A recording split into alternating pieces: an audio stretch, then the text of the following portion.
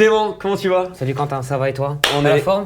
en super forme. On est à Lyon, dans Lyon. le club de nutrition d'un de nos collègues qui s'appelle Alex, qui vient d'ouvrir. On est dans un, on est dans un moment qui est super fun, Ouais. à savoir post Grand Palais. Tu as vécu un Aerox qui était C'était incroyable. incroyable. Incroyable. Un Grand. événement de fou dont tu vas nous reparler. Et puis là, Ouais. on est donc à Eurexpo à Lyon. Ouais. On est sur la 3e journée. Ouais. Je crois que tu as couru hier soir. On va aborder différents types de sujets sur ce podcast. Ouais. Parle-nous déjà de... allez, on démarre Allez. par le commencement. Tu Vas-y. es brand manager chez Puma, C'est ça. donc responsable de marque. Ouais. Tu t'occupes de quoi exactement? Et je crois que ça fait peut-être 6 ans que tu es avec Ouais, Puma. c'est ça. Ça va faire 6 ans que je suis chez Puma. Je suis responsable de la marque en France sur les sports liés au running et ce qu'on appelle le training en interne. Tu peux penser training fitness. Ouais. En France, on va dire plutôt fitness en général. Mais aujourd'hui, c'est de l'Aerox. Dont Donc, Aerox fait finalement, partie et au voilà. final, c'est... Run et Aerox. Ok, impeccable. J'ai fait quelque chose de différent sur ce podcast. Je me suis Allez. préparé différents points parce qu'on a 5 gros piliers à Ouais. voir ensemble. C'est parti. T'es un gars qui... et c'est un sujet qui revient quand même mine de rien beaucoup. Ouais. T'es un gars qui a une vie de famille, qui gère des athlètes, tu voyages, tu cours. Ouais. C'est difficile de trouver un équilibre. Est-ce que tu gardes un équilibre? Tu as une vie à 200 à l'heure? Comment ça se passe un peu ta life? Ouais, du coup, c'est effectivement difficile de tout équilibrer, surtout que finalement, je travaille dans le sport, que ce soit chez Puma ou ailleurs, hein, mais particulièrement là chez Puma, ça reste un job passion. Ouais. Hein, je m'intéresse pas beaucoup à des sports, de manière générale, sauf au run et à l'Aerox. Ouais. Finalement, je fais que ça, un peu de crossfit aussi, et je fais que ça, à la fois dans mes pratiques, dans mes centres d'intérêt. Ok, il va y avoir la Coupe du Monde de foot. Moi, je vais pas regarder parce que ça m'intéresse pas. Ouais. Alors que je vais regarder tous les lives des majors Aerox, que je suis trop content d'aller voir des courses ici, quoi.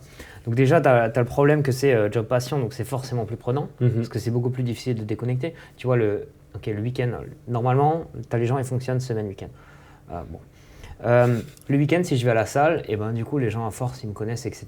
Et puis ben, déjà, tu fais que de regarder les chaussures et le textile des gens, de voir ce qu'ils mettent un peu, etc. Et puis ben ouais, on vient un peu m'emmerder, entre guillemets, pour me demander, allez, tu peux pas me filer une paire ou des trucs comme ça. Et donc du coup, tu as déjà ça, enfin, tu peux pas... Tu peux même, pas en appuyer fait, sur le bouton off, quoi. non, tu peux pas, c'est impossible d'appuyer sur le bouton off. Donc du coup, trouver un équilibre, c'est pas évident. Donc moi, je suis marié, j'ai un enfant, un petit de 4 ans, donc on essaye de trouver un équilibre qui fonctionne. Je suis mine de rien, ce que je trouve beaucoup absent. Donc là, on est à peu près en mai 2026 et j'ai compté, j'ai dû faire à peu près 25 nuits d'hôtel déjà cette année. Donc si on continue sur la même trend, ça va finir sur potentiellement 50 nuits d'hôtel sur l'année, ça va être beaucoup. Tu vois, je trouve, enfin pour moi, Bien que sûr. je suis du coup beaucoup absent. C'est-à-dire que c'est ma femme qui doit pas mal prendre la responsabilité de la maison avec le petit, etc.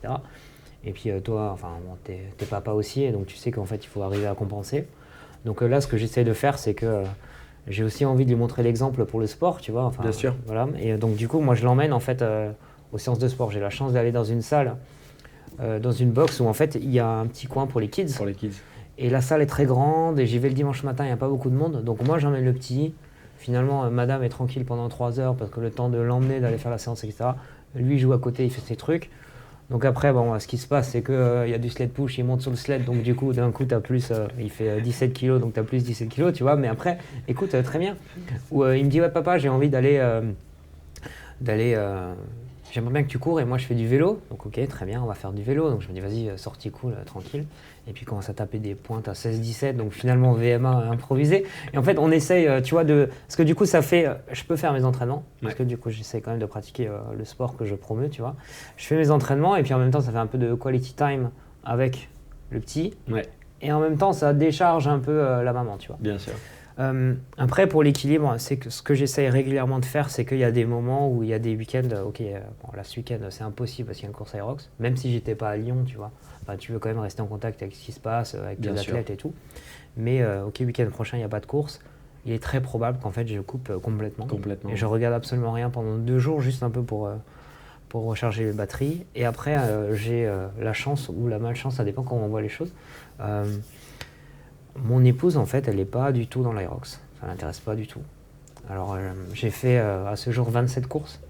Je l'ai emmenée sur une. Et du coup, elle est sortie de là, elle m'a dit je me suis ennuyé. Et je comprends pas que les gens peuvent se mettre dans le mal comme ça, volontairement pendant 1 heure.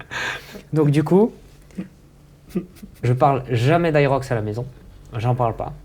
Je parle pas de mes entraînements. Elle saurait pas, genre, si on a une question avec des amis, au fait, tu t'entraînes combien de fois par semaine? Elle pourrait pas répondre à cette question, tu vois, par exemple. Du coup, si tu veux, ça me permet aussi quelque part de peut-être me vider la tête parce qu'on parle pas de ça. Ouais. Mais après, quand je vois mes potes qui font de l'Aerox, mes athlètes qui font de l'Aerox, qui sont souvent les deux, du coup, qu'est-ce qu'on fait? Je suis trop content, les gars, venez, on parle d'Aerox. Et finalement, l'un dans l'autre, tu arrives à savoir débrancher un petit peu. Et c'est ça. Et c'est important aussi parce que si tu débranches pas, en fait, t'arrives. Au bout d'un moment, c'est trop, quoi. Qu'est-ce que le sport de ton côté, à savoir l'Aerox, qu'est-ce que ça t'apporte mentalement après dans ta profession aussi? Je pense que déjà, ça permet de décharger mentalement.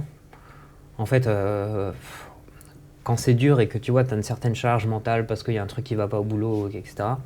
Si tu pars faire un run, généralement, après, ça va un peu mieux, en vrai.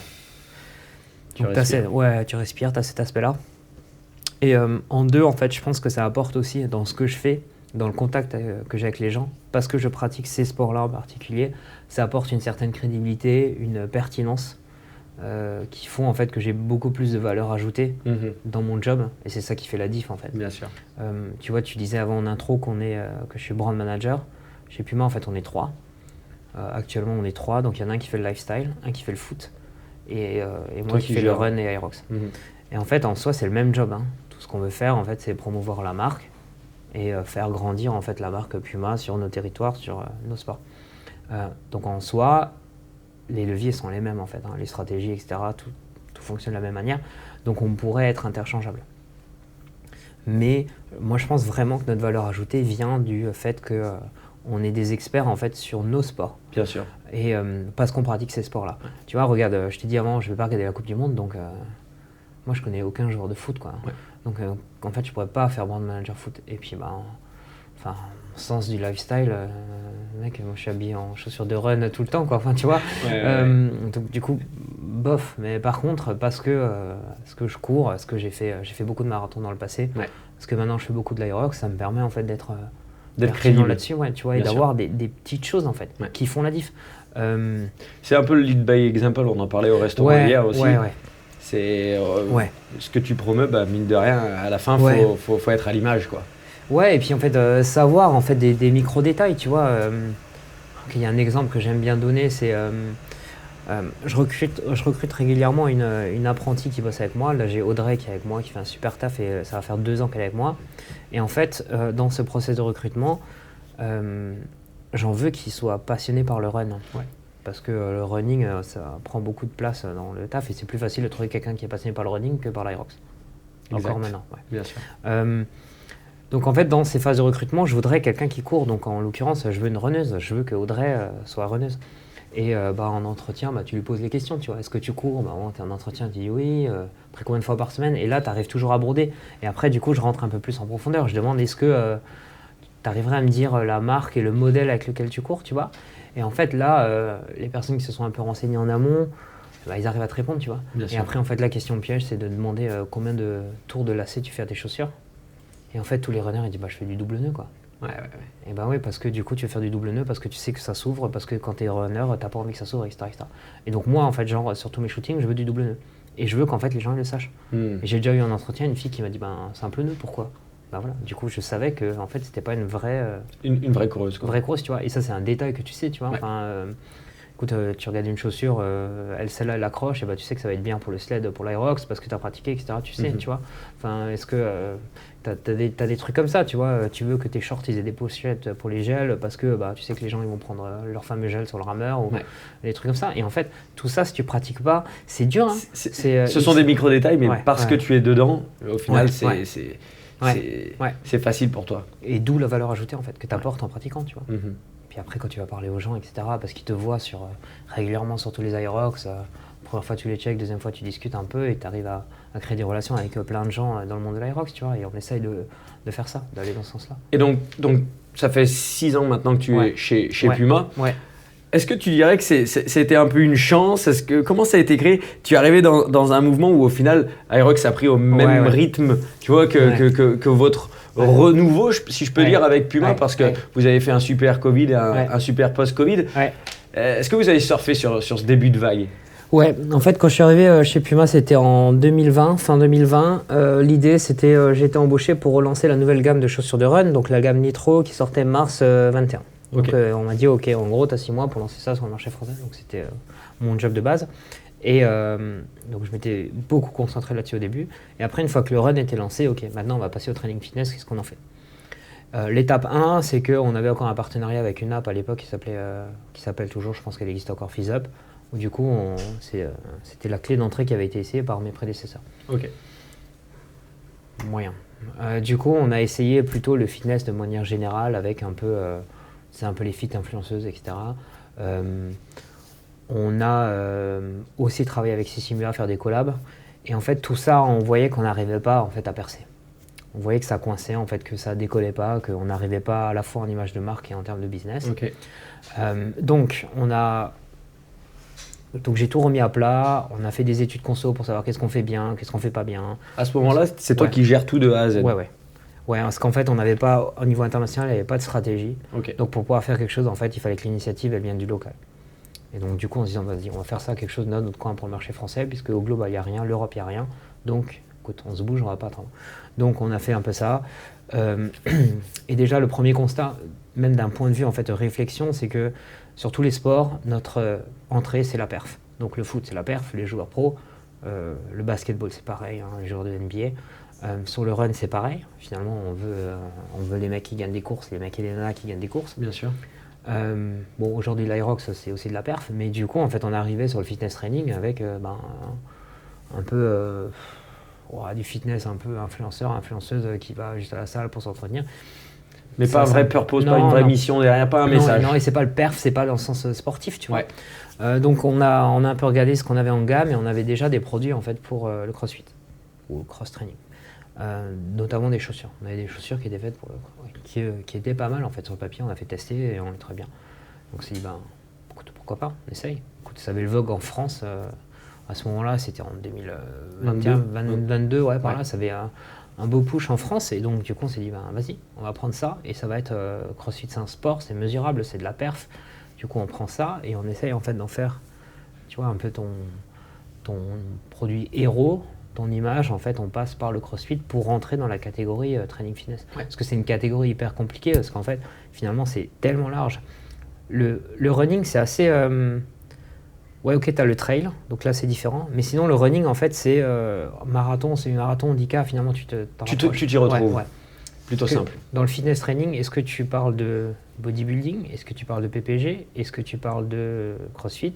Est-ce que tu parles de powerlifting? Est-ce que tu parles de Zumba, de HIIT, enfin, tu vois, et donc du coup, en fait, l'univers est super large. Et au bout d'un moment, il faut arriver à définir, parce que si tu veux plaire à tout le monde, tu plais à personne. Tu plais à personne. Donc on a fait ça, entré par le CrossFit en France. Ça a duré à peu près 3 ans. Au UK aussi, il poussait beaucoup. Donc avec mon collègue au UK, on faisait beaucoup de trucs ensemble. Et les États-Unis. Donc on était 3 pays à pas mal pousser là-dedans.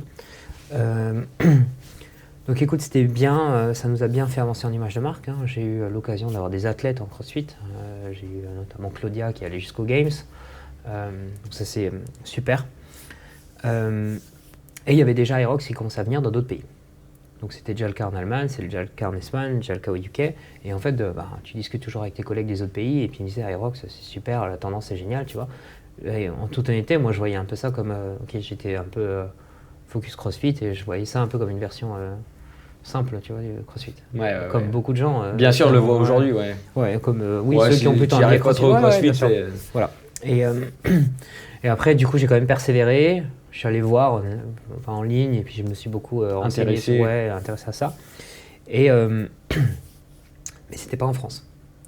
Parce que donc, du coup, les autres pays, ils poussaient en interne, venez, on signe un partenaire global, c'est trop bien. Et moi, je leur disais, oui, mais moi, ça m'intéresse pas parce qu'on l'a pas en France, quoi. Et que finalement, si mon territoire, c'est la France, il faut que ça vaille le coup en France, quoi. Bien sûr. Et j'ai quand même pris les contacts des gens chez Aerox et j'avais appelé les gens d'Aerox Global à l'époque en disant, les gars, quand vous venez en France, appelez-moi. Et 3 mois après, ils m'ont appelé. Et c'était en août 2023. Ils m'ont dit on arrive à Paris en novembre. Et alors, je l'ai dit pas banco. Et en fait, moi, j'ai signé le premier deal Puma France, Aerox France, donc France-France. France-France, ouais. Pendant 1 an. Et après, il y a eu le partenariat global Puma International. Qui s'est fait, du coup en 2024. Et là, on l'a jusqu'à 2030. Ouais. Il était 24-27, puis 27-30. On a déjà renouvelé. Est-ce que tu fais la première course du coup de novembre 2023 ? Et du coup, novembre 2023, je m'occupe de l'activation de la team Puma, du stand sur place. Je suis présent sur le stand, je fais essayer les chaussures et je cours. Je fais mon premier Aerox à ce moment-là. Incroyable. Du coup, solo, duo ? J'ai fait solo open. Ok. J'ai fait 1h19, ça remonte. Hein. Joli. Ouais, écoute, c'était le début. Le début où du genre, t'as tes stations marquées l'ordre sur l'avant-bras et tout. Voilà, et maintenant, ça paraît bête, tu vois, parce que tu te poses plus la question. Exact. Et puis, t'avais aucun moyen de savoir, ok, comment faut s'entraîner, à quelle vitesse faut courir, c'est quoi les stratégies, etc. Ouais. T'avais rien, donc du coup, t'allais un peu... voilà, et puis du coup, c'était mon premier Aerox, c'était là, à Paris, en novembre 23, et puis on s'est dit, bon, il y a quelque chose à faire. Quoi. Est-ce qu'à ce moment-là, tu es conscient, tu te dis, mais là, on va exploser, ça va être chouette ? Alors, c'est toujours facile de dire ça après coup. Hein. Oui. Mais proportion gardée, sur le moment, qu'est-ce que tu te dis en tout cas ? Je me dis que oui, on va exploser. Oui, on va exploser parce qu'en fait, on a la chance en fait d'avoir d'excellents produits de run. Et j'ai testé la course, je me suis dit, finalement, c'est beaucoup de run. Donc, si on a déjà les bons produits, en fait, ça commence par les bons produits en tant qu'équipementier, il faut avoir les bons produits. Donc ça, c'est super. Je pense que l'affinité et la fidélité à la marque Aerox, donc sans Puma, mais juste Aerox de la part de tous ceux en fait, qui participent, et finalement tu le vois aujourd'hui que c'est une communauté, du coup ça c'est important, et je me suis dit ouais ça va prendre. Ça va prendre parce qu'ils ont du merch, parce que etc. Et parce qu'on sait qu'un des cofondateurs c'est un ancien d'Ironman, et on sait qu'Ironman en merch ça déroule. Quoi. Ça déroule. Du coup il y avait tout ça, et en fait, tu sais, avant je disais que j'ai fait beaucoup de marathons, et là, mon épouse m'a souvent accompagné sur des courses et c'est cool. Si elle est forte et qu'elle arrive à se démerder avec le métro, elle peut te voir peut-être 3 fois. Ouais, maximum. Ouais, maximum. Hein. Et du coup, à chaque fois, ça dure 10 secondes. Quoi. Ouais, voilà. Même si t'es pas très vite, 30 secondes si tu veux. La diff en fait avec un Aerox, c'est que tes proches ils vont te voir 50 fois. Quoi. Ouais. Donc mon père est venu me voir pour la première fois, tu vois. Ouais. Et je lui avais dit, c'est très simple, tu vois les arches 1, 2, 3, 4, 5, 6, 7, 8. Ouais, tu fais ça dans l'ordre. Et puis, il a un passif de sportif, donc il sait quand même se placer. Ouais. Mais là, c'était intuitif. Ouais. C'est l'Apple du fitness racing. Ouais. Et du coup, il y a cet élément-là, spectateur, qui pour moi, en fait, est très important parce qu'une partie, en fait, finalement, tu sais, écoute, nous, en tant qu'équipementier, et puis tu le vois partout dans tous les sports, en fait, c'est les yeux qui ramènent l'argent. Donc, c'est parce que c'est beaucoup vu, le foot, que derrière, en fait, tu vas avoir tous les sponsors qui vont mettre de l'argent parce que tu as de la visibilité. Mm-hmm. Donc, oui, tu peux avoir 4000 athlètes par jour. Là, je crois qu'ils ont 32 000 ce week-end à Lyon, qui est le record français. Sur 5 jours, c'est beaucoup. Hein. Ça veut dire que c'est des grosses journées. Mm-hmm. Mais après, derrière, tu as beaucoup de spectateurs. Et ça compte aussi. Parce que du coup, tu amplifies en fait tout ce que tu fais. Il n'y a pas que les gens sur le floor, il y a tous les gens autour. Donc, il y a ça pour le merch, etc. quoi. Et donc, du coup, super, ça donne beaucoup de visibilité. Et ça, c'est aussi un élément important.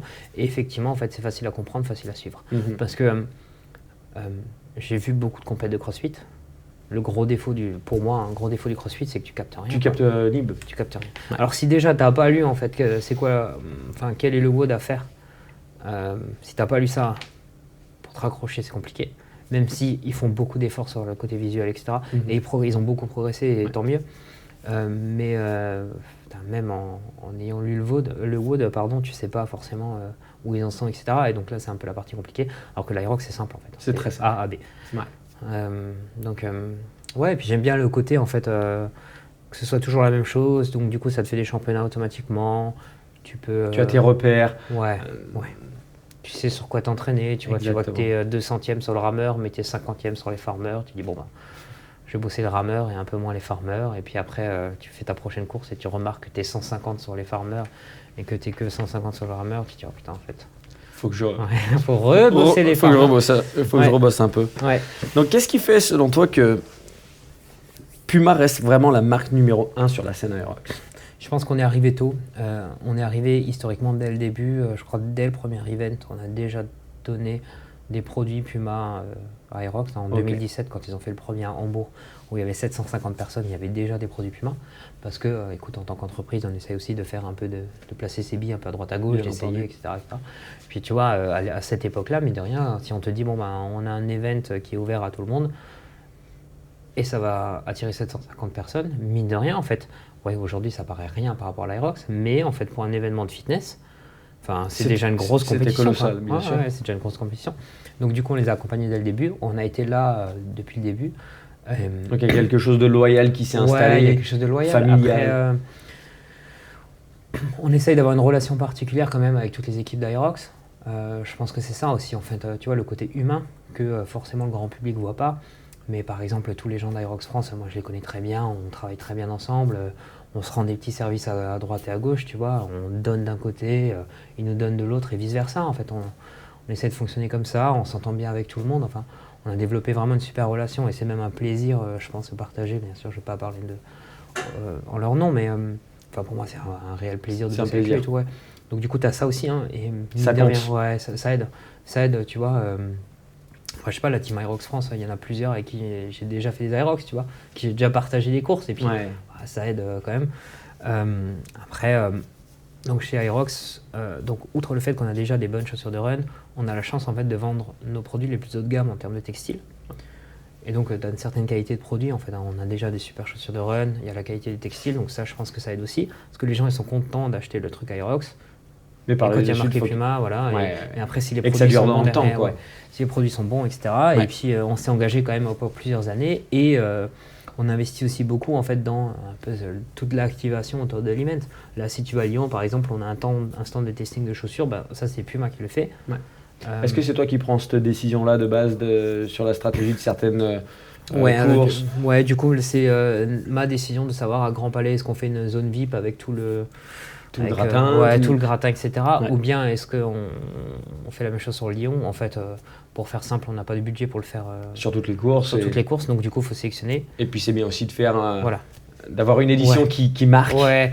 Après, donner envie pour la suite. C'est ça. Le seul problème avec ça, c'est que du coup, quand tu as l'édition suivante qui commence, tu as Lyon, un certain niveau d'attente. Moi, je reçois plein de textos. Elle est où la zone Puma? Écoute, cette fois on l'a pas, on l'aura à nouveau la prochaine fois. Reviens sur Bordeaux. Sur Bordeaux, ok. Ouais. Reviens sur Grand Palais, tiens, cette expérience tu as vécu une semaine folle. Est-ce que par la suite tu verras cette semaine comme une semaine qui aura marqué un bout de ta vie personnelle comme professionnelle? Oui, certainement. Alors c'était très bien, Grand Palais, c'était super. Mais j'ai pris, je pense, une plus grosse claque que la première l'année dernière. Parce que c'était la première fois dans Grand Palais. C'était la première fois dans Grand Palais et... l'immensité. Ouais, et puis en fait, tu le découvres la première fois, c'est incroyable, quoi. Moi, c'était la première fois que j'allais dans le Grand Palais. Et on avait aussi une zone un peu VIP, un peu cachée à l'écart. Et puis dès que j'en sortais et que j'allais dans le hall principal, tu prends une claque, quoi. Ouais. C'est incroyable. Donc, sur le côté Grand Palais, en fait, j'ai l'impression d'avoir déjà eu le plus grand choc. Même si là, cette édition, ils ont fait ça vachement bien le vendredi soir sur les relais avec toutes les lumières. Magnifique. Donc là, c'était incroyable, c'était super. Somptueux. Donc moins pris une claque par rapport à Grand Palais, même si en fait, il faut aussi prendre le temps d'apprécier la chance qu'on a d'y être, de faire du sport là-dedans. Pendant mes courses, quand j'étais dans le dur, je levais les yeux et qu'on me donnait de la force. C'est vrai, complètement. Et après, ce qui a changé en fait sur cette deuxième édition, c'est que du coup, on a beaucoup avancé en fait en termes de communauté Puma Aerox. Et je connais beaucoup plus de gens qu'il y a un an. Et je les connais beaucoup mieux, en fait, personnellement, parfois intimement, suivant les gens, etc. Et ouais, je pense que ce contact avec les gens, en fait, il a beaucoup changé. Et pendant 5 jours, en fait, j'ai parlé à tout le monde et c'était trop bien et très énergivore. Mais c'était sympa, ouais, c'était vraiment sympa. Et c'est de faire partie de cette communauté. Après, on avait une zone un peu VIP où du coup, tu les invites tous, ils sont tous là. Ouais. C'est bonne ambiance. Tu as des gens que tu n'as pas vus depuis la dernière course ou 2 courses avant. Et ça, c'est vraiment bien. Et je pense que j'en garde un excellent souvenir. Et je pense que jusqu'à présent, c'est le plus beau projet en fait, sur lequel j'ai eu l'occasion de travailler. Incroyable. Chez Puma, ouais, vraiment. C'était réussi en tout cas. Ouais, merci. Ouais, très content. Et 5 jours qui sont passés hyper vite. Très vite, ouais. Mais dur de redescendre. Pendant 3 jours après, tu étais encore dans l'événement. Ouais, moi, c'est comme ça que je l'ai vécu. C'est que les 3 jours qui suivaient, c'était... On était encore dedans, quoi. Ouais, c'est dur de redescendre. Et puis, outre le boulot et les courses, j'ai eu beaucoup de mal en fait en termes de fatigue dans la semaine après. De récupérer. J'ai bien mis 7-10 jours à récupérer. Ou les jours après, je pense que j'avais une fatigue un peu générale. Ouais. Est-ce que tu te faisais des moyennes à 30 000 pas jour? Ouais, j'ai fait plus que ça. 40? Ouais, je pense. Ouais, il y avait des jours où je piquais au-dessus de 40. J'ai eu une moyenne de semaine au-dessus de 30 000. Wow. Alors que Grand Palais a commencé, techniquement, moi je suis allé pour l'install le mercredi. Donc lundi, mardi, tu es chez toi, tu essaies de te reposer un peu avant. Mais j'ai une moyenne au-dessus pour la semaine, au-dessus de 30 000. Ouais. Incroyable. Qu'est-ce qu'une marque aujourd'hui doit absolument comprendre pour rester crédible dans le fitness racing, ce dont on parlait? Je pense que ça se joue beaucoup dans le détail. Je pense qu'il faut comprendre la communauté, parler comme la communauté, comprendre les codes, etc. Et ça, c'est pas quelque chose que tu peux faire en mode raccourci. Non, tu dois prendre le temps. Quoi. Oui, tu dois prendre le temps, tu dois être dedans. Et puis ça, c'est la première chose. Et après, une marque, d'un point de vue général, c'est que je pense, et pour faire le lien avec la course à pied, c'est en fait développer une image de marque. En vrai, c'est un marathon. Hein. C'est pas un sprint. Tu n'arrives pas à un one shot. Parce qu'en fait, si tu arrives à faire monter ta marque hyper haut, d'un coup, ça va aussi s'essouffler en fait. C'est le principe du souffler, alors qu'en fait, il faut petit à petit en fait. C'est mois après mois, saison après saison, année après année. Et tu finis par installer une marque dans la durée, quoi. Ça se fait pas en 2 jours. Est-ce que tu vois des concurrents aujourd'hui? Est-ce que vous les voyez comme des concurrents avec ce qui se passe notamment à THX, ce qu'entreprend Adidas? Est-ce que c'est de la concurrence? Est-ce que c'est du copier? Comment tu vois un peu les choses? Ouais, après, en fait, je pense que tu peux pas être sur un piédestal en disant que les autres, c'est pas des concurrents. Il faut quand même regarder ce qui se passe. Il y a plein de sujets que tu mentionnes. ATHX, c'est potentiellement un concurrent Aerox. Moi, je pense pas. Pas vraiment. Non, je pense que c'est très proche du CrossFit. Ouais. Moins proche de l'Aerox. Il y a beaucoup moins de courses à pied. Il y a plus de force max. Et je pense que naturellement, en fait, du fait du format, ça ne pourra pas en fait se développer dans une grande audience. Grande audience, exact. Parce qu'en fait, on sait que l'Aerox a lutté pour faire casser la parallèle sur les wall balls. Ça a cassé la parallèle du squat sur les wall balls. Oui, bien sûr. Il y a une des épreuves pour cette saison, parce qu'il change chaque année, donc de force max sur la THX, où du coup c'est un 3RM back squat. Donc Aerox a du mal à faire casser la parallèle avec des poids de 4, 6, 9 kg. Donc il faudra qu'il casse la parallèle avec une barre de squat. Et écoute, tu vas en salle de sport comme moi, hein. Combien de gens qui savent vraiment squatter? Peu.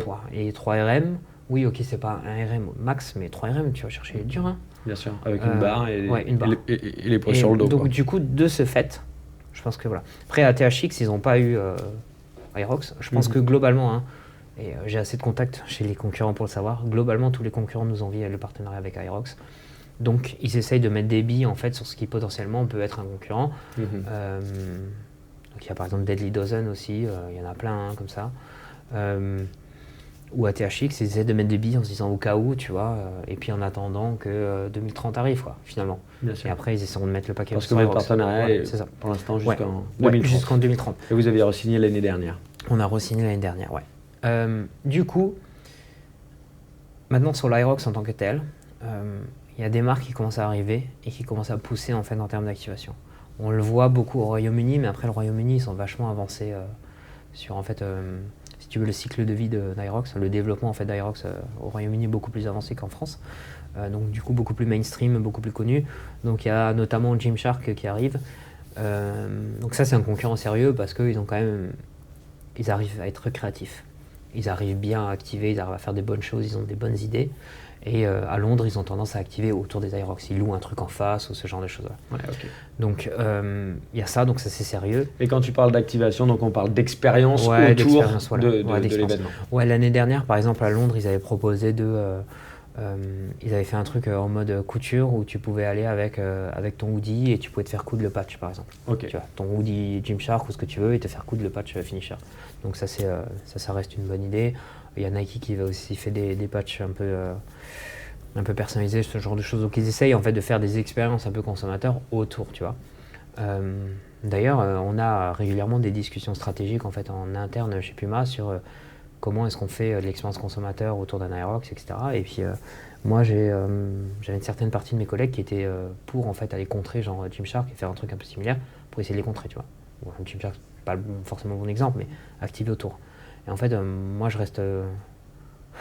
je suis vraiment contre ça. Ouais. Mais vraiment, hein, je me bats en fait pour pas faire ça parce que mon point de vue, c'est que nous, Puma, comme on est sponsor officiel, on est la seule marque qui peut activer dedans. Et donc, en fait, ça sert à rien. Tu dois te focaliser à ce que tu fais dedans.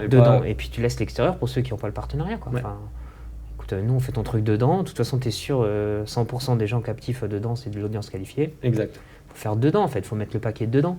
On fait une zone VIP dedans et pas à l'extérieur, etc. On fait une zone dedans. Et donc, du coup, tu invites tous les gens que tu as envie d'avoir dans ta zone, etc.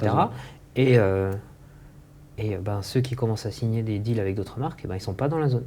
Et donc, du coup, ils n'ont pas accès à tous les services, etc., etc. Et puis après, ils commencent à se poser des questions. Ah merde, est-ce que ça vaut vraiment le coup? Après, ça, c'est débat. Et le dernier point, en fait, sur la concurrence, c'est, je pense, l'aspect produit. Et alors, je vais essayer d'être très objectif. Hein. Ouais. Je pense que factuellement, en fait, il n'y a aucune autre marque qui a des chaussures suffisamment bonnes pour l'Aerox par rapport au Puma. Adi, ils ont lancé leur modèle spécial Hybrid Racing, qu'ils ont appelé Hybrid, il me semble. Et c'est pas très bon. C'est pas très bon, c'est trop instable, etc. Donc c'est pas très bon. Ouais. Ou d'autres marques un peu plus connues comme Nike, le grip est pas bon. Donc du coup, il y a toujours des choses qui font défaut. Et oui, on a poussé à fond sur la communauté, etc. Donc il y a certaines images de marque. On est la marque officielle, donc si tu participes à l'Aerox, que tu as envie de faire partie de la communauté, tu achètes du Puma. Néanmoins, on a aussi les meilleurs produits pour cette pratique-là. Et on était les premiers à sortir une chaussure spécifique Aerox. Ouais, Aerox.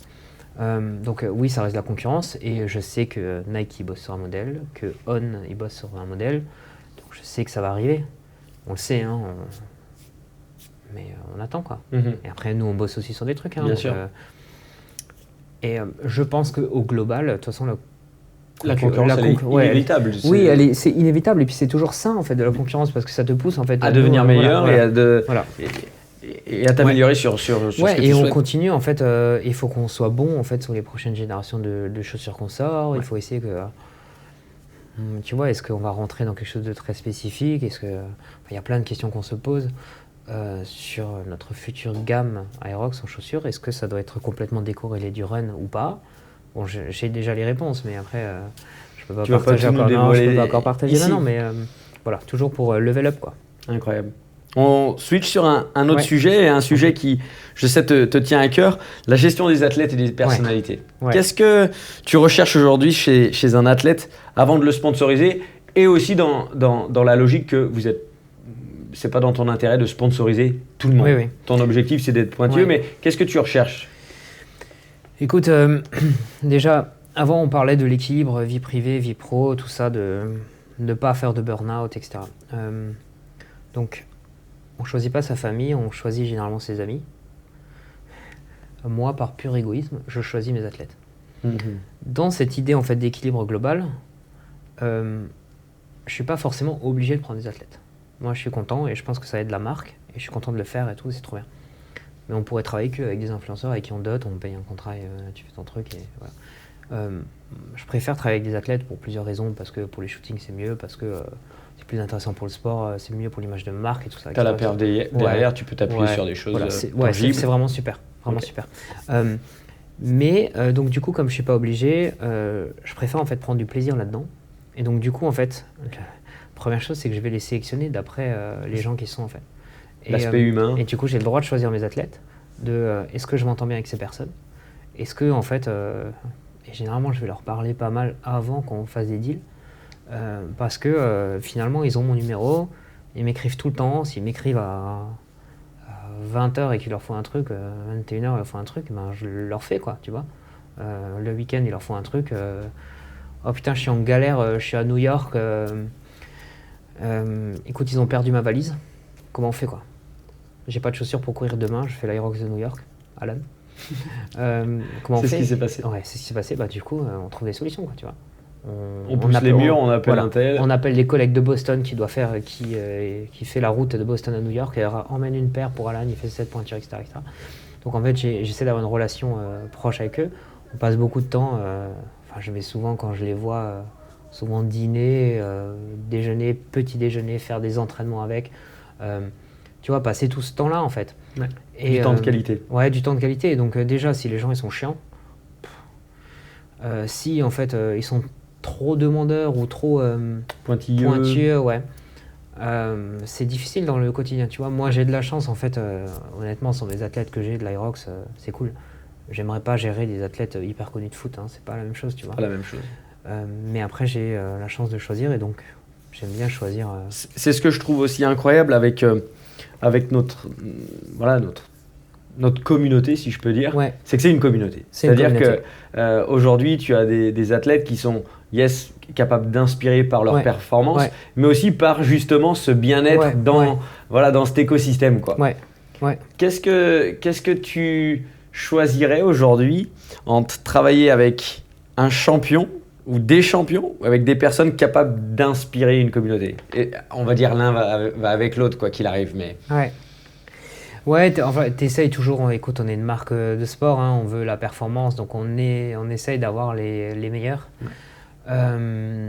Après, il faut quand même des gens effectivement qui sont inspirants, qui ont des bonnes valeurs, qui savent communiquer, qui communiquent bien, qui sont appréciés par les gens. Et tu te rends compte aussi que ces personnes-là, généralement, elles ont un bon environnement. Ouais, c'est ça. Et qu'en fait, tu vois, tu observes tout. En vrai, tu vas sur un Aerox, tu es avec ton athlète et est-ce que la personne se fait beaucoup arrêter pour prendre des photos? Comment en fait ces personnes-là vont réagir au fait est-ce qu'ils ont le smile, la bonne attitude, voilà. Est-ce qu'ils ont envie de le faire et tout ça, tu vois, parce que ça fait aussi partie de leur job, hein. Bien sûr. Donc c'est important, mais à nouveau la performance, hein. Maintenant, je pense qu'on est arrivé à un stade de Puma où on va pouvoir se permettre en fait de prendre uniquement des gens qui gagnent overall des courses. Wow. Parce que en fait, on est suffisamment de demandes. Parce qu'on reste quand même la marque de l'Aerox pour toutes les raisons qu'on a dit précédemment. Et donc, du coup, on a beaucoup de demandes entrantes. Et donc là, on a le luxe en fait de choisir. Quand tu termines un Aerox et avec toutes les personnes qui font des podiums en age group, c'est quoi un petit peu ton filtre? Raconte ton filtre perso. Parce que tu es un gars qui passe tout l'heure en duo. Donc... alors déjà, il faut savoir que sur un Aerox classique, s'il y a, admettons, toutes les catégories d'âge représentées, si tu comptes une personne qui met un pied sur le podium, on en a 418. Donc si tu prends solo, double, homme, femme, open, mixte, pro, mixte, etc. Donc 418. Avec toutes les catégories d'âge. Voilà. Donc après, ce que Aerox fait très bien, c'est qu'il donne la visibilité. Voilà, la visibilité, bien sûr, très bien. La reconnaissance à 418. Mais tu as aussi l'impression d'être un athlète quand tu fais un Aerox, tu vois, parce qu'ils te mettent dans une condition comme un athlète. Et donc, il y a potentiellement 418 personnes qui se sentent athlètes parce qu'ils sont montés sur un podium pendant le week-end. Donc après, qui vont contacter les sponsors en demandant machin. Et beaucoup de gens en fait ont peut-être un ego un peu surdimensionné en se disant de toute façon, quand est-ce que tu me fais croquer, là, je suis là, moi. Vas-y, je suis là, je fais de la perf, etc. Et en fait, ce que je fais, et on en discutait déjà, c'est que du coup, je vais quand même regarder leur temps, tu vois. Et alors, j'essaye de faire de mon mieux. Après, je suis pas à un niveau excellent non plus à l'Aerox, mais j'essaie de faire mon mieux et de faire des bons temps. Et si la personne est moins bonne que moi... excuse-moi, Non mais oui, voilà, ça va pas le faire.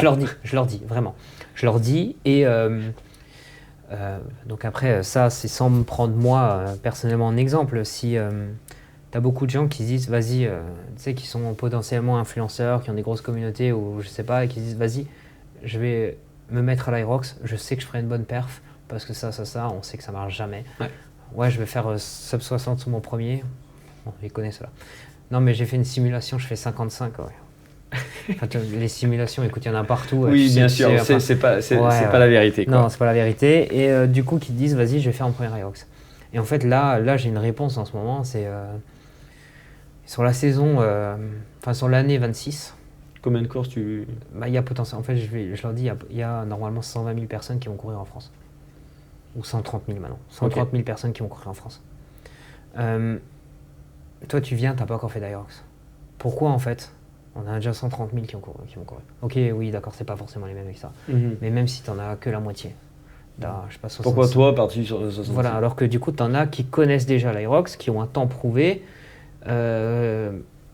Pourquoi je ne vais pas aller voir eux? Et qui portent déjà du Puma. Toi, tu viens m'embêter, tu as de l'ADI sur tes stories, et puis tu dis, vas-y, je vais faire un sub 60 à l'Aerox, mais j'ai besoin d'un cash pour m'y mettre. Non, non, ça marche pas comme ça, en fait. En fait, tu vois, tu as plus envie de... Déjà, naturellement, moi, je vais plutôt...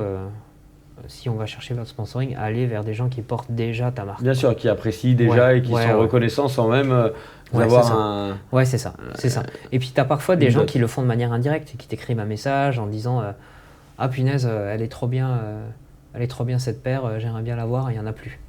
Moi, je te garantis que je te trouve un site où il y en a un. Et du coup, parfois, je cherche un peu. Ah bah tiens. Et du coup, je lui envoie le lien. Je réponds juste en envoyant le lien, tiens, ta pointure. Voilà. Et après, j'ai pas de réponse, je sais pas pourquoi. Juste un double tap, un petit j'aime. Ouais. Est-ce que tu penses que l'Aerox aujourd'hui est au début de son explosion? C'est dur à dire. Alors moi, je vais dire que non. Moi, je pense pas que c'est le début de l'explosion. Moi, je pense que là, on a vu beaucoup, les 2 premières années en France au moins, on a beaucoup vu de gens qui étaient dans le fitness qui se sont mis à l'Aerox. Ensuite, maintenant, on commence à être dans une phase où c'est les runners et les triathlètes qui s'y mettent parce que tu vois que ça court vite. Du coup, qui ont capté quelque chose. Quand on aura suffisamment d'ancienneté, ce qu'on peut voir au Royaume-Uni, c'est qu'il va y avoir des athlètes qui, depuis 16 ans, ont fait que ça. Qui vont être... parce que finalement, là, qui vont être performants à 19, par exemple, alors qu'aujourd'hui, on prend les top athlètes et ils ont tous 25 plus. Quoi. Voilà. Parce que du coup, il y a beaucoup de gens qui se recyclent de leur sport précédent pour faire l'Aerox. Ouais. Mais au bout d'un moment, il va y avoir les vrais. Enfin, les vrais, ceux qui s'entraînent depuis. Bien sûr. Comme on le voit actuellement depuis quelques années en CrossFit, où des gens en fait, qui font du CrossFit depuis leurs 14 ans et qui explosent. Je sais pas, Victor Hofer, par exemple. Il va y avoir ces gens-là aussi qui vont venir sur l'Aerox. Et donc ça, c'est premier critère. Deuxième critère, même si on pense que c'est mainstream, ça ne l'est pas encore. Donc pour l'instant, tu vois que les courses élites sur YouTube, on va dire, mais... 3, on voit que ils n'ont pas de problème pour vendre des places. Grand Palais, 22 000 participants, 80 000 personnes sur liste d'attente. Ils rajoutent un jour pour... et c'était pas suffisant. Voilà, c'était pas suffisant. Aerox te donne quand même accès à des lieux. Rexpo, Port de Versailles, fine, c'est pas ouf. Je suis d'accord. Mais si tu vas faire Grand Palais, si tu vas faire Berlin dans l'ancien aéroport, si tu vas faire un stade à Varsovie, à Cardiff, si tu vas faire les quais à New York, ça c'est quand même... Londres dans Olympia, c'est quand même des lieux exceptionnels. Bon, il y en a même un maintenant à Cancun. Il va y en avoir un à Tulum. C'est quand même des lieux exceptionnels où tu peux faire du sport, en sachant que l'Aerox, ça reste quand même un truc qui te tue pas, quoi. Moi, j'ai fait du marathon, t'es sûr que tu fais rien de ton week-end. Enfin, tu vas, t'arrives le vendredi, le samedi, t'essayes de bouger le moins possible, et le dimanche après-midi, t'es en PLS parce que t'as couru 42 bornes le matin. Non, mais c'est vrai, tu vois. Alors qu'un Aerox, oui, ça te casse, ça te fait mal. Chaîne poste le lendemain. Et le lendemain, les escaliers, ils font mal. Ouais, mais ça va au corps. Tu vois. Sûr. Enfin, de l'impact sur le corps, tu vois, il y en a qui arrivent à enchaîner plusieurs courses. Donc, écoute, donc ça va au corps. Et ça, c'est aussi un côté plaisant parce que. Et puis, t'as peut-être aussi moins besoin de t'entraîner, tu vois. T'es pas obligé de passer 6 mois ou 3 mois après. Ouais, voilà. À coup de 2 ou 3 heures par jour. Moi, je pense que je vois encore de l'avenir pour l'Aerox. Ouais. Incroyable. Est-ce qu'on va arriver à une vraie professionnalisation des athlètes? Et du moins à plus d'athlètes? Parce qu'on a déjà certains athlètes professionnels. Mais est-ce qu'on va arriver vraiment à ça? Oui, parce que si le sport va grandir, toujours pareil en fait. Le sport va grandir, il y a plus de gens qui vont regarder, il y a plus de marques qui vont mettre de l'argent, il y a plus d'athlètes qui vont pouvoir en vivre. Et du coup, en fait, ça passe par combien est-ce qu'il y a de personnes qui vont regarder, combien il y a de personnes qui vont s'intéresser à ça, etc. Donc il faut d'abord faire grossir la communauté, faire grossir le sport. Après, tu vas avoir les sponsors, et après, les athlètes. Mais on va y arriver, il y en a quelques déjà athlètes pro en France. Si tu prends les athlètes Elite 15, donc dans les 15 meilleurs mondiaux, il y en a de plus en plus en fait qui vivent de ça, en fait, où c'est leur rémunération. Ouais. Il commence à y avoir des cash prizes intéressants. Là, cette année, en fait, ils ont annoncé que pour les solos, il y aurait 300 000 $ de cash prize pour les Elite 15. Le premier de tête peut toucher 50 Ouais, 50 par là. 50 000 $. Par là, je sais plus. Ça commence à être du sérieux. Ça commence à être bien. Après, bien sûr, c'est pas des rémunérations de footballeurs, etc. Mais c'est bien et tu peux gagner confortablement ta vie. Tu prends 2-3 sponsors, un équipement entier, une nutrition et un bonus, ce que tu veux, plus un peu de cash prize par-ci par-là, ouais.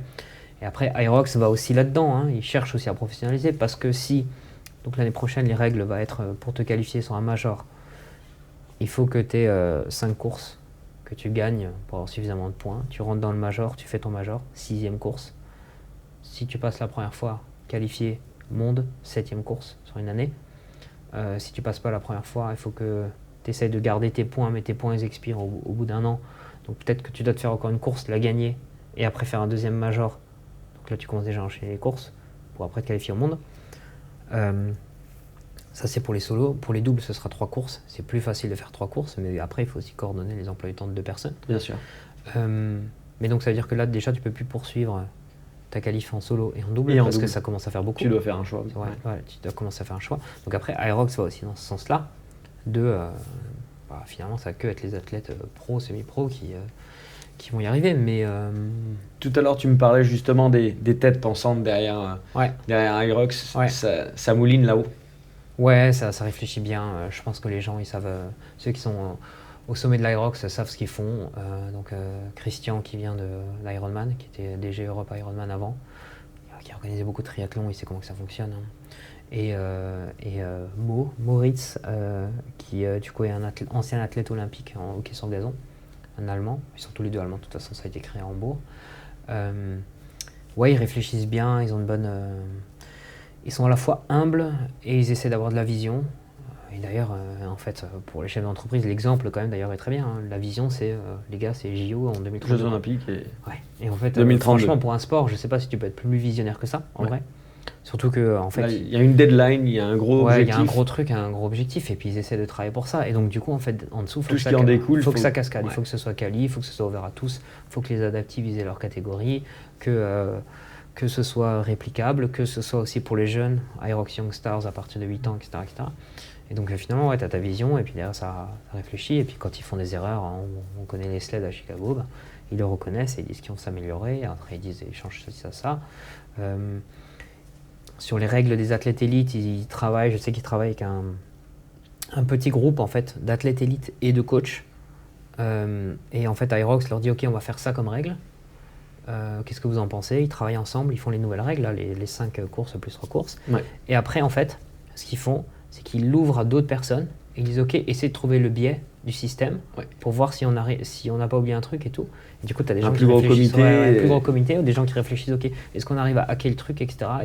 Et c'est là que viennent en fait, comment tu fais si tu as plus de 15 personnes qui ont pris tous les points sur des courses parce que tu as suffisamment de courses. Si tu as 100 courses par an, en théorie, tu peux avoir plus que 15. 30, bien sûr. Ouais, en théorie, 30 personnes qui ont gagné 5 fois. Tu vois. Enfin, 100 courses, ça marche pas, mais 20 personnes qui ont gagné 5 fois. Donc du coup, comment tu choisis? Et ben là, du coup, ils ont un calcul pour savoir en fait la force ils appellent ça the strength of the field, donc la force en fait de la course du jour. Ok. Et donc du coup, il y a une méthode pour calculer ça. Et comme ça, en fait, quand c'est des ex-aequo, ils vont regarder en fait la difficulté de la course que tu as gagnée. D'accord. En fonction des temps de tout le monde, et au final, ils ont leur système. Incroyable. Ouais. On est sur la dernière ligne droite de notre interview. Ouais. C'est quoi pour toi la plus grande leçon que le sport t'a apporté et t'a donné dans le business?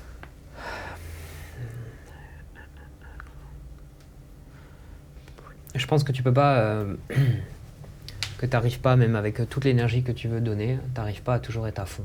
Ouais. Je pense que tu as des jours avec, des jours sans. On voit que sur des épreuves sportives, parfois tu n'as pas d'explication. Tu as une journée où tu vas te sentir super bien, il y a tout qui va rouler, tu vas faire un PB, etc. Super bien au-delà de tes espérances. Et à l'inverse, tu vas arriver, tu auras fait tout ce qu'il fallait, et puis il va se passer un truc le jour J, ou même sans raison, bam, tu vas te prendre sans explication. Ouais, et je pense qu'en business, en fait, c'est un peu pareil. C'est que des fois, ça marche, et tu as peut-être un peu de chance. Des fois, tu as peut-être un peu de malchance, tu prends un sled un peu trop lourd, beaucoup trop lourd. Et du coup, ça marche un peu moins. Et c'est comme ça. Ouais. Mais après, finalement, tu continues d'avancer. Et tu te sens pas, non, faut pas se sentir super-héros parce que ça marchait trop bien. Et faut pas non plus se sentir sous terre parce que ça va marcher. Se saboter. Ouais, c'est ça. Du coup, tu continues, quoi. Incroyable. Donc, ce serait ta leçon. Ouais, je pense, ouais. Quand tu regardes les jeunes athlètes ou entrepreneurs aujourd'hui, qu'est-ce qui peut leur manquer et qu'est-ce qui peut t'inspirer? Ouais, ce qui leur manque, en fait, si tu prends les jeunes athlètes, c'est un peu de bon sens, en fait. Oui, ok, on donne des produits gratos, oui, ça nous coûte moins cher que le prix que tu payes. Mais en fait, le bon sens te dit un peu de reconnaissance et un peu merci, en fait. Si je donne des tickets à quelqu'un pour l'Aerox et que je lui dis je t'équipe, et après qu'il me dit non, je peux pas porter Puma parce que j'ai promis à mon pote d'une marque concurrente que je vais porter ces trucs, faites un peu de bon sens, non, ça va pas ça. Bien sûr. Et souvent ça manque un peu ça. Je pense que les jeunes athlètes, et je pense que c'est question générationnelle, ils ont un peu l'impression que tout est gratuit parce que les réseaux, c'est pas le cas. Et donc du coup, faut un peu, je pense ça manque un peu de reconnaissance et de bon sens là-dessus. L'inspiration en fait peut venir d'athlètes qui sont très bons et qui restent humbles. Et aussi qui savent rebondir en fait quand ils ont des épreuves. Je pense que là, c'est même une inspiration pour la vie en fait. C'est pas parce que tu prends un sled hyper lourd qui te contraint à abandonner la course qu'en fait il faut plus refaire de course et il faut arrêter et dire moi j'en ai marre de ce sport, j'arrête quoi. Exact. C'est que ouais, t'as le droit en fait de pester pendant une journée. Ouais, il faut, je pense que ça fait aussi partie d'un deuil d'un certain côté. Ouais. Mais après en fait tu passes à autre chose. Et je pense que si là tu rebondis et que tu dis bon vas-y je me remets au taf, etc. Et je fais potentiellement une bonne perf sur la course suivante, où je me retente sur la même catégorie plus tard et puis je prends ma revanche, et je pense que ça te montre aussi en fait une leçon que tu peux donner aux gens, quel que soit en fait le domaine. Et je pense que ça c'est très inspirationnel, ouais. Et d'être capable de rebondir. Ouais, et puis en fait tu sais, finalement tu prends le cycle classique d'une histoire avec un héros où du coup en fait il va se passer un truc. Ça va être l'appel à l'aventure, il va commencer l'aventure, il va rencontrer quelqu'un qui va l'inspirer, etc. Après, du coup, il va vouloir faire un truc et il va se prendre un mur, il va se prendre un truc, tu vois. Et en fait, c'est là que ça commence. C'est en fait comment est-ce que tu sors de ce trou-là pour après t'élever. Et finalement, c'est ce que tu vois dans toutes les histoires. C'est du coup, il est dans le dur, le mec ou la nana est dans le dur, et après, comment est-ce qu'en fait il arrive à se dépasser pour y aller et puis pour final tout exploser. Et puis en fait tu penses à tous les films connus de notre génération ou d'autres en fait où c'est l'histoire. C'est toujours ça quoi. Et c'est toujours ça. Et donc du coup en fait quand tu es un athlète là aujourd'hui à Lyon, tu prends cher parce que y a un sled dur, et ben en fait tu es dans ton creux là. Et alors il faut que tu arrives, comment tu vas te dépasser maintenant pour justement tout casser après. En fait, il faut. Ou est-ce que ça se trouve là, c'est pas encore le fond comme fuel. Ouais. Ou c'est pas le fond. Et du coup, cherche un peu, mais après, en fait, tu remontes. Et ça, c'est, je pense, le côté inspirationnel, qui est intéressant. Incroyable. Ouais. 2 dernières questions. Vas-y. L'avant-dernière, elle est peut-être dure. Tu vas peut-être te faire des ennemis. Peut-être. Running ou training? Aerox. Non, mais après. À terme de la répartition du globalement business et charge de travail chez Puma, on est je pense à 70% running, 30% Aerox. Ok. Donc du coup en fait si je réfléchis en manière de taf, en théorie le running. Après mon intérêt fait que je préfère l'Aerox parce que voilà. Du coup après si Aerox c'est du training, fine. Mais s'il faut choisir en termes de pratique, je pense que le run t'apporte la santé cardiovasculaire, mais en même temps, on sait que pour bien vieillir, il faut avoir du muscle.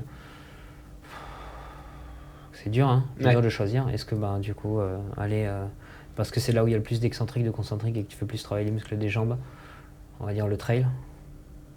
C'est un peu les deux. Je peux pas répondre à A ou B en fait. Ouais, je vois. Une dédicace à faire sur ce podcast.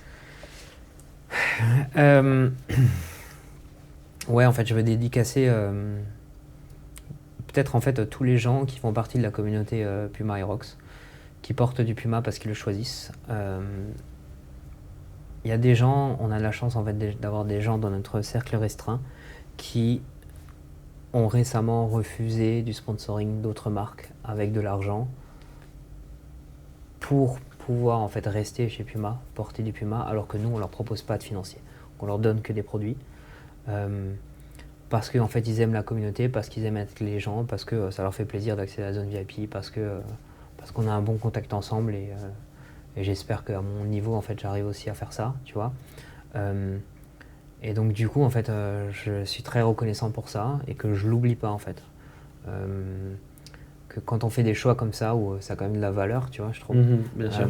Je trouve ça bien et je trouve que ça passe montre, pas inaperçu. Ouais, ça passe pas inaperçu et donc du coup en fait ouais, je peux pas leur proposer du financier, mais par contre je peux continuer de leur envoyer des produits, peut-être un peu plus. Je peux leur donner plus de tickets à des courses parce que du coup nous on a cette chance en tant que sponsor et j'essaie de leur rendre comme ça. Et peut-être qu'en fait on va continuer d'exploser et que là on pourra un peu arroser tout le monde en termes de financier. Et donc du coup ce jour-là, je garantis que je me rappellerai en fait des gens qui ont fait ces choix-là. Incroyable. Donc du coup en fait ouais, mes remerciements et ma gratitude en fait à tous ces gens et c'est cool et je suis vraiment très heureux et très fier de toute la communauté en fait qu'on a pu construire autour de ça, quoi. Magnifique. Ouais, voilà. Bravo, bro. Merci. Merci pour ce que tu fais vraiment pour tout le monde. Merci Quentin, toi aussi pour mettre un peu en lumière tous les athlètes. Ça aide aussi pour la professionnalisation du sport, tu vois, ça passe par là, C'est cool. Les yeux qui regardent. Ouais. Comme d'hab, du coup ça aide, surtout quand on a une prod de qualité. C'est gentil. Écoute, on te suit sur ta course demain soir. Oui. Et sur tes prochaines courses. Et sur les prochaines courses, ouais, sa prochaine ça va être Stockholm, ouais, championnat du monde. Championnat du monde. Ouais. Bonne chance. Merci. Et puis Merci, on se voit Quentin. très vite. Ouais. Let's go. Merci Quentin.